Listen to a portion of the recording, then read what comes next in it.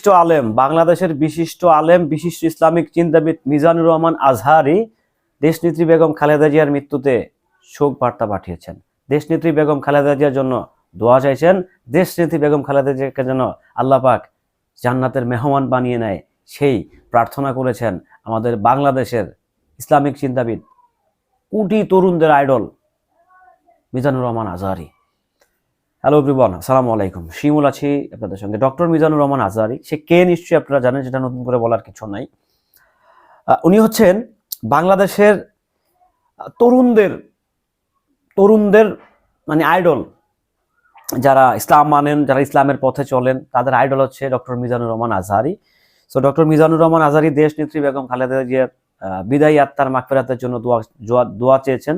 উনি নিজেও দোয়া করেছেন এবং কি উনি আল্লাহ পাক যেন ওনাকে ভেস্তের উচ্চ মাকাম দান করেন, উনি সেই দোয়াটাই করেছেন। যাই হোক, দিন শেষে দলমত নির্বিশেষে আলেম, সাধারণ মানুষ সকলে মিলে সকলে শুধু মিজানুর রহমান আজহারী ব্যাপারটা আসলে এরকম না, বাংলাদেশের বিশিষ্ট যারা আলেম আছেন তারা সকলেই তার বিদায়ী আত্মার মাগফিরাতের কামনা করছেন, সকলেই দোয়া করছেন যেন বাংলাদেশের প্রথম মহিলা প্রধানমন্ত্রী, দেশের প্রথম নারী প্রধানমন্ত্রী দেশনেত্রী বেগম খালেদা জিয়াকে আল্লাহ পাক মাফ করে দেন, ওনাকে বেহেশতের উচ্চ মাকাম দান করেন।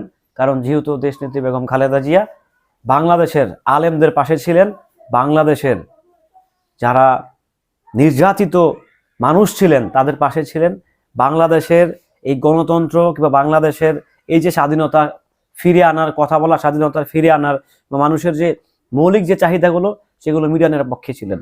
উনি যতদিন ক্ষমতায় ছিলেন ততদিন কিন্তু উনি ন্যায়ের সঙ্গেই রাষ্ট্র পরিচালনা করেছেন। হাতের পাঁচটা আঙ্গুল কিন্তু সমান না।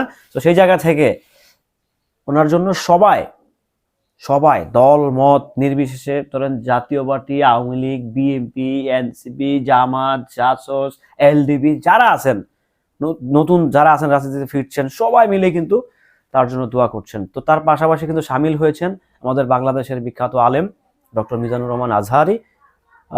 নিঃসন্দেহে আমরা চাই দেশনেত্রী বেগম খালেদা জিয়াকে যেন আল্লাহ পাক মাফ করে দেন, ওনাকে আল্লাহ পাক বেহেশতের উচ্চ মাকাম দান করেন। ভালো থাকবেন, সুস্থ থাকবেন। ভিডিওটি কেমন ছিল অবশ্যই কমেন্ট করে জানিয়ে যাবেন। আল্লাহ হাফেজ।